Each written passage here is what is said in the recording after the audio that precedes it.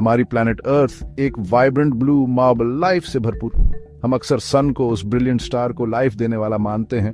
उसकी एनर्जी से फोटोसिंथेसिस चलता है, वो प्रोसेस जिससे हमारी हवा बनती है, जिसे हम ब्रीथ करते हैं। सदियों से हम मानते थे कि ज्यादातर ऑक्सीजन प्रोडक्शन सनलाइट से ही जुड़ा हुआ है। ग्रीन प्लांट्स और छोटे फाइटोप्लैंक्टन सोलर रेज में रहकर ऑक्सीजन जनरेशन के अनडिस्प्यूटेड चैंपियंस थे। इसी अंडरस्टैंडिंग ने हमारे व्यू को शेप किया कि लाइफ कहां पनप सकती है। सनलिट सरफेस और शैलो वाटर्स को वाइटैलिटी का मेन सोर्स मानते हुए डीप ओशन, जहां सन की पहुंच नहीं, उसे अक्सर एक बिल्कुल डिफरेंट दुनिया, एक स्कैर्सिटी वाली जगह समझा जाता था। लेकिन यूनिवर्स और हाँ, हमारी प्लैनेट भी सरप्राइजेस से भरी हुई है। ये कॉन्स्टेंटली हमारे असम्पशंस को चैलेंज करती है, हमारे नॉलेज की बाउंड्रीज को पुश करती है। क्या हो अगर ऑक्सीजन, जो इतनी स्पीशीज के लिए लाइफ की ब्रेथ है, बिल्कुल डार्कनेस में बन सकती हो। इमेजिन करो एक ऐसी जगह जहां सनलाइट कभी नहीं पहुंची, जहां क्रशिंग प्रेशर और हमेशा रात रहती हो। क्या ऐसे एनवायरनमेंट में इस वाइटल गैस का कोई सीक्रेट सोर्स हो सकता है? ये कोई साइंस फिक्शन कहानी की कोरी कल्पना नहीं है। रिसेंट डिस्कवरीज बताती हैं कि ऑक्सीजन के बारे में हमारी अंडरस्टैंडिंग और वो कहाँ एग्जिस्ट कर सकती है, अब एक बड़ा ट्रांसफॉर्मेशन देखने वाली है, जो हमें फिर से सोचने पर मजबूर कर रही है। वेव्स के बहुत नीचे, थाउजेंड्स ऑफ फीट डीप, जहां सनलाइट नहीं पहुंच सकती, साइंटिस्ट्स को कुछ एक्स्ट्रॉर्डिनरी मिला है। उन्होंने ऑक्सीजन ऐसी जगहों पर डिटेक्ट की है जहां हमारी ओल्ड टेक्स्ट बुक्स के हिसाब से उसे नहीं होना चाहिए। ये वो ऑक्सीजन नहीं है जिसे हम जानते हैं, जो सन की किस से पत्तों पर बनती है। ये कुछ और है, कुछ न्यू, कुछ थोड़ा मिस्टीरियस। वो इसे डार्क ऑक्सीजन कह रहे हैं। इसकी डिस्कवरी सी के नीचे 13,000 फीट की एस्टोनिशिंग डेप्थ पर स्पेसशिप अर्थ पर एक हिडन इंजन रूम मिलने जैसा है, जिसके बारे में हमें पता ही नहीं था, और जो ऐसे प्रिंसिपल्स पर काम कर रहा है जिन्हें हम अभी समझना शुरू ही कर रहे हैं। इसके इम्प्लीकेशन सच कहूं तो स्टैगरिंग है। ये डिस्कवरी सिर्फ हमारे ओशनोग्राफिक चार्ट्स में एक नया फुटनोट नहीं जोड़ती, ये हमें लाइफ के लिए जरूरी कंडीशंस के फंडामेंटल कॉन्सेप्ट्स को रीथिंक करने पर मजबूर करती है। ये रिसर्च के नए रास्ते खोलती है, न सिर्फ हमारी दुनिया के डीपेस्ट, डार्केस्ट कोनों में, बल्कि दूसरे प्लैनेट्स और मून्स पर लाइफ की सर्च में भी। डार्क ऑक्सीजन की कहानी ह्यूमन क्यूरियोसिटी का सबूत है, कॉस्मोस को एक्सप्लोर करने और समझने की हमारी रिलेंटलेस ड्राइव का, जिसकी शुरुआत यहीं हमारी होम वर्ल्ड में छुपे वंडर्स से होती है। गैप 2S अबिस में जर्नी के लिए तैयार हो जाइए। तो आखिर ये डार्क ऑक्सीजन है क्या, जिसके लिए साइंटिफिक कम्युनिटी इतनी एक्साइटेड है? सिंपल शब्दों में, डार्क ऑक्सीजन वो ऑक्सीजन है जो सनलाइट के बिना वाले एनवायरनमेंट्स में प्रोड्यूस होती है और एग्जिस्ट करती है। एक पल के लिए सोचिए, जो ऑक्सीजन आप अभी ब्रीथ कर रहे हैं, जो ऑक्सीजन आपकी बॉडी को पावर देती है, वो ज्यादातर फोटोसिंथेसिस का प्रोडक्ट है। प्लांट्स, एल्गे और कुछ बैक्टीरिया सनलाइट का यूज करके कार्बन डाइऑक्साइड और वाटर को एनर्जी के लिए शुगर्स में कन्वर्ट करते हैं और ऑक्सीजन को बाय प्रोडक्ट के तौर पर रिलीज करते हैं। ये लाइफ गिविंग गैस हमारी एटमॉस्फेयर को भरती है और ओशंस की अपर लेयर्स में डिसॉल्व होती है, जिससे लाइफ का एक बड़ा जाल चलता है। डार्क ऑक्सीजन हालांकि एक मैवरिक है, ये मानो सन को चिढ़ा रही है। ये ओशन की अबिसल डेप्थ्स में मिलती है, स्पेसिफिकली करीब 13,000 फीट पर, यानी लगभग 2.5 माइल सीधा नीचे। इन डेप्थ्स पर डे लाइट का कंसेप्ट मीनिंगलेस है। ये perpetual absolute darkness, immense pressure और फ्रिजिड टेम्परेचर्स की दुनिया है। ऑक्सीजन प्रोडक्शन के ट्रेडिशनल फोटोसिंथेटिक तरीके यहाँ सिंपली इम्पॉसिबल है।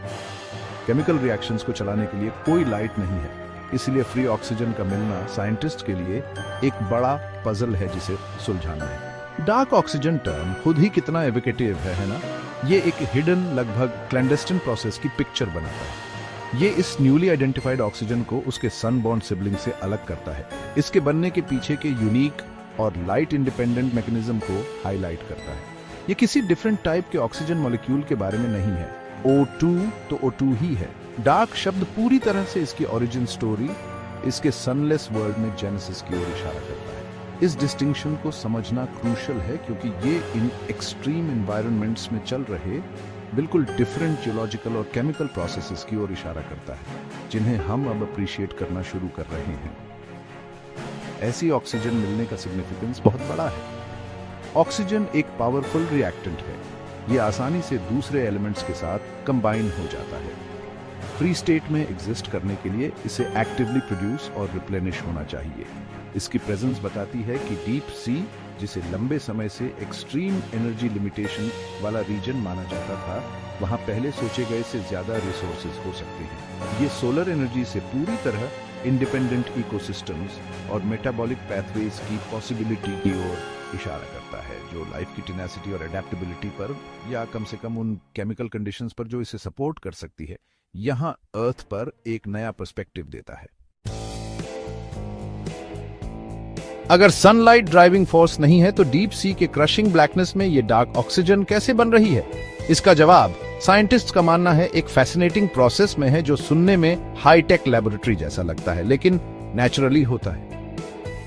लीडिंग थ्योरी रेडियोलिसिस नाम के फिनोमेनन की ओर इशारा करती है। ये कॉम्प्लेक्स लग सकता है लेकिन basic idea surprisingly straight forward है। इसमें वाटर मॉलिक्यूल्स हमारा H2O रेडिएशन से टूटते हैं। हाँ, रेडिएशन सन से नहीं बल्कि ओशन फ्लोर पर मौजूद रॉक्स से निकलती है। अर्थ क्रस्ट के अंदर कुछ मिनरल्स में naturally occurring radio active elements होते हैं, जैसे यूरेनियम और थोरियम। ये एलिमेंट्स बिलियंस ऑफ ईयर्स से स्लोली डिके हो रहे हैं, छोटे एनर्जेटिक पार्टिकल्स और रेज रिलीज कर रहे हैं। जब ये रेडिएशन डीप सी रॉक्स या सेडिमेंट्स के पोर्स में फंसे वाटर मॉलिक्यूल्स से इंटरैक्ट करती है, तो ये वाटर मॉलिक्यूल को जोड़े रखने वाले केमिकल बॉन्ड्स को तोड़ने के लिए इनफ एनर्जी दे सकती है। इसे एक माइक्रोस्कोपिक हथौड़े की चोट की तरह समझो, जो H2O को उसके पार्ट्स हाइड्रोजन H2 और इंपॉर्टेंटली ऑक्सीजन O2 में तोड़ने के लिए इनफ एनर्जेटिक हो।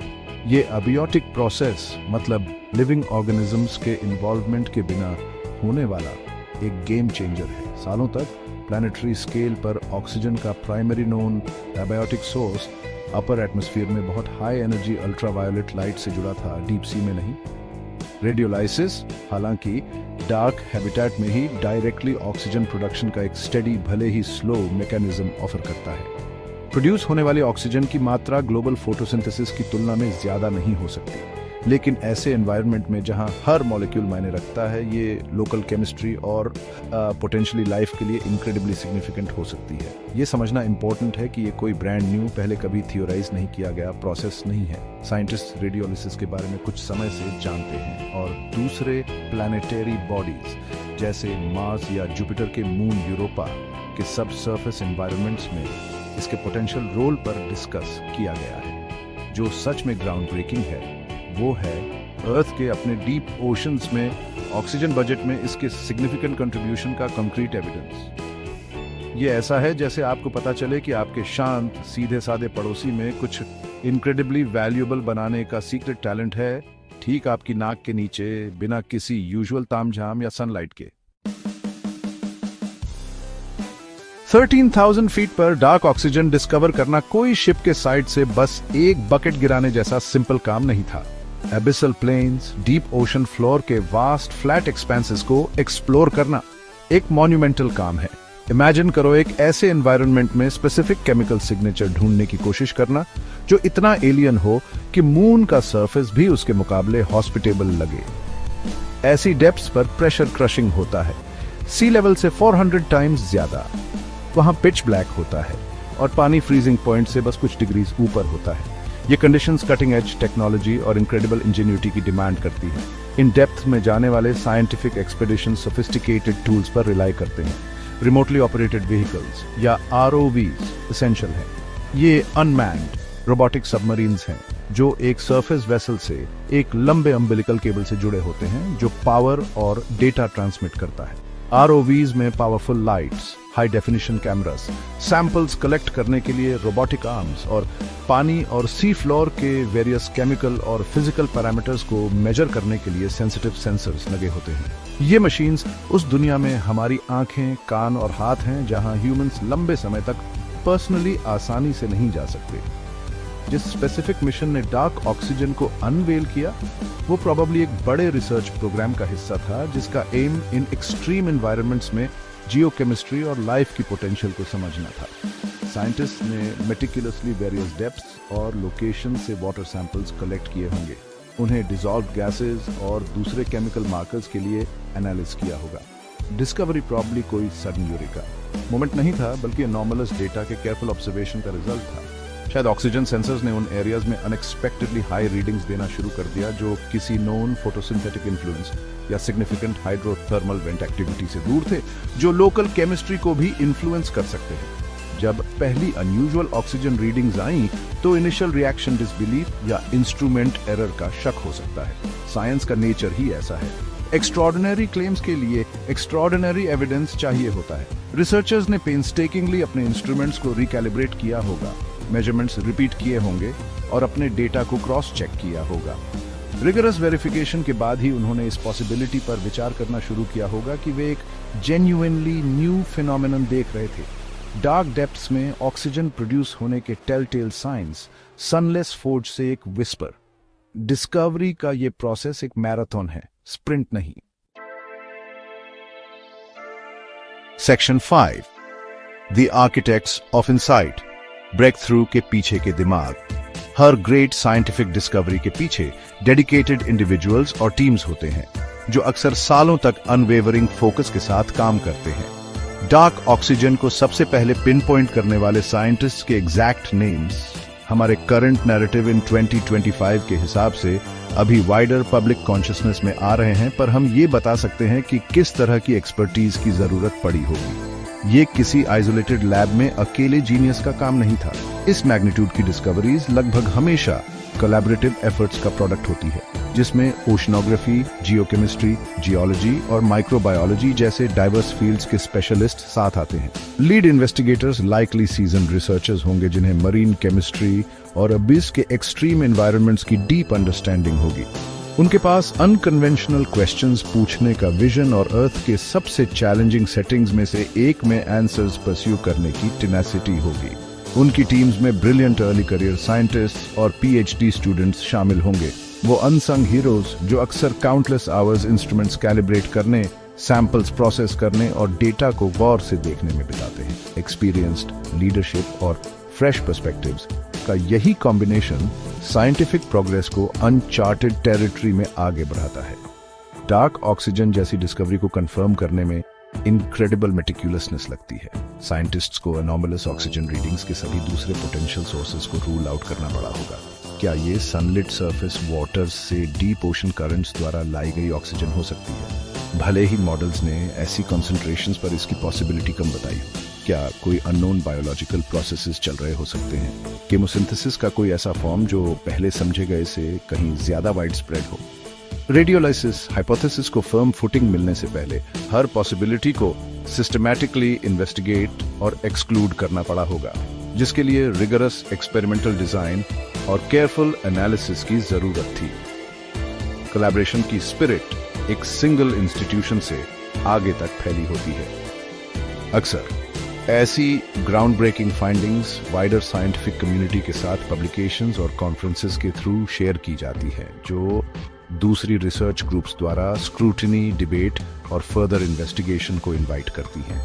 ये ओपन प्रोसेस न्यू नॉलेज को वैलिडेट करने और इसे प्लैनेट की हमारी ब्रॉडर अंडरस्टैंडिंग में इंटीग्रेट करने के लिए वाइटल है। इसलिए डार्क ऑक्सीजन की कहानी सिर्फ ऑक्सीजन के बारे में नहीं है, बल्कि ह्यूमन एंडेवर, क्यूरियोसिटी और कोलैबोरेटिव स्पिरिट के बारे में भी है, जो साइंटिफिक एक्सप्लोरेशन को पावर देती है और हमारी दुनिया के हिडन कॉर्नर्स को इल्यूमिनेट करती है। Section 6, rewriting the rules, the scientific earthquake. Dark oxygen की डिस्कवरी सिर्फ एक क्यूरियस फुटनोट नहीं है, ये एक ट्रेमर है जो अर्थ पर हैबिटेबल एनवायरनमेंट्स की हमारी अंडरस्टैंडिंग की फाउंडेशंस को हिला देता है। बहुत समय से लाइफ की हमारी सर्च और उसे सपोर्ट करने वाली कंडीशंस फॉलो द वाटर मैंट्रा से गाइडेड रही है, जिसके ठीक बाद फॉलो द लाइट आता था। फोटोसिंथेसिस सनलाइट से पावर्ड कॉम्प्लेक्स इकोसिस्टम्स के लिए प्राइमरी इंजन माना जाता था, जो एनर्जी और रेस्पिरेशन के कई फॉर्म्स के लिए जरूरी ऑक्सीजन दोनों प्रोवाइड करता था। ये न्यू फाइंडिंग लाइफ की पॉसिबिलिटीज के प्लेबुक को ड्रामेटिकली एक्सपैंड करती है।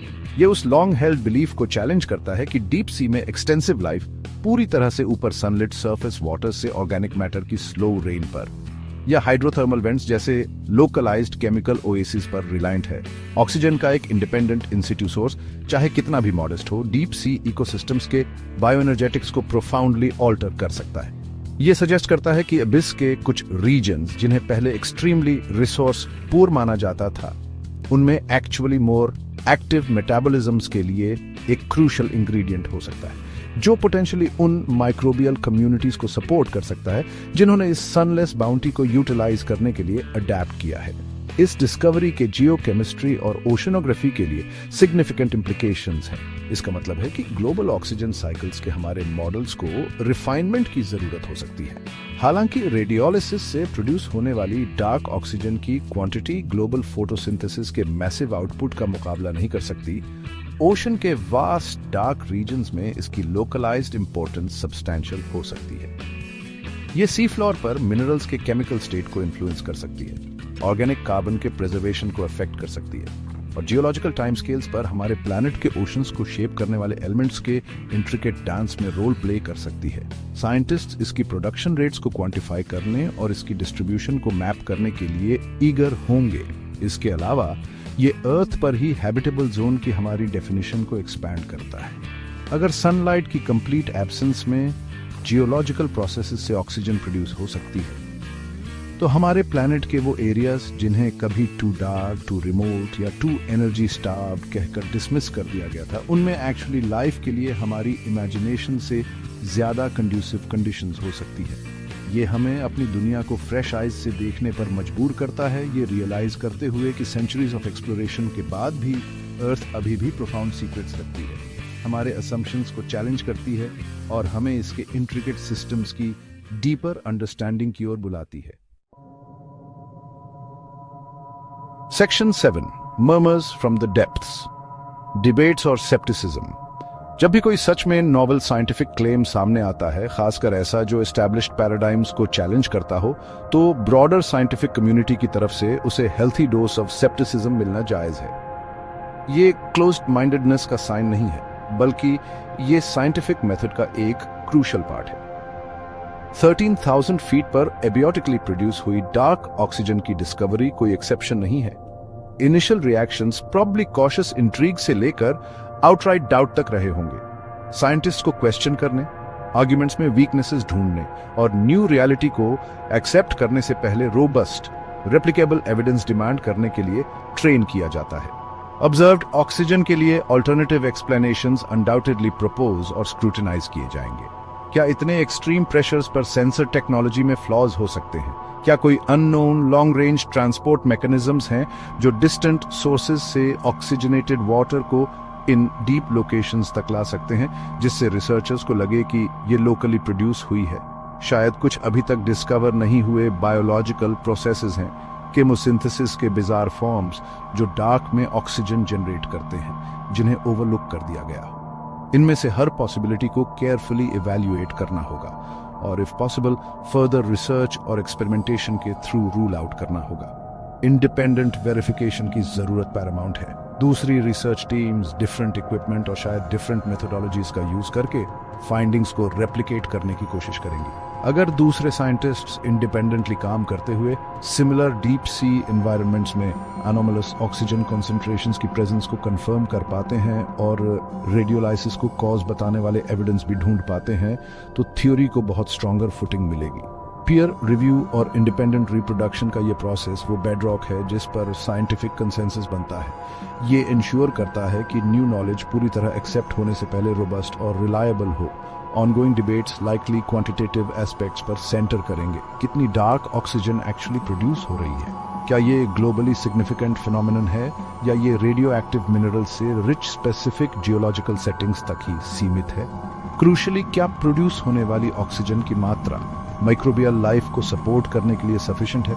मोर कॉम्प्लेक्स ऑर्गेनिजम्स की तो बात ही छोड़िए। ये सिर्फ एकेडमिक क्वेश्चंस नहीं है, ये इस सनलेस ऑक्सीजन सोर्स के ट्रू इकोलॉजिकल और बायोजियोकेमिकल इंपैक्ट को समझने के लिए वाइटल है।